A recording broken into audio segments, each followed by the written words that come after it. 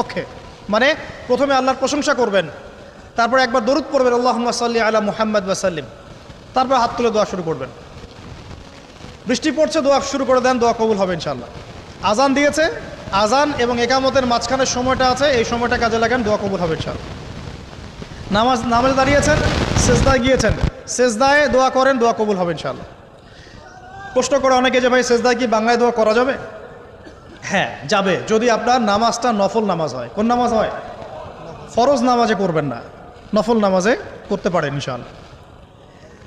সেজদায় বান্দা আল্লাহর সবচেয়ে কাছাকাছি থাকে, এই সময়ে বেশি বেশি দোয়া করতে রাসূল সাল্লাল্লাহু আলাইহি ওয়াসাল্লাম তাগিদ দিয়েছেন। দোয়া করলে ডাইরেক্ট কবুল হবে ইনশাআল্লাহ। পিতা মাতার খেদমত করে দোয়া করেন, দোয়া কবুল হবে ইনশাআল্লাহ। এখন তো পিতা মাতার খেদমত মানুষ করতে চায় না। এটা সেই যুগ যে যুগে পিতা মাতার সাথে দাস দাসীর মতো আচরণ করা হয়। সন্তানরা ভুলে গেছো তোমরা যে তোমরা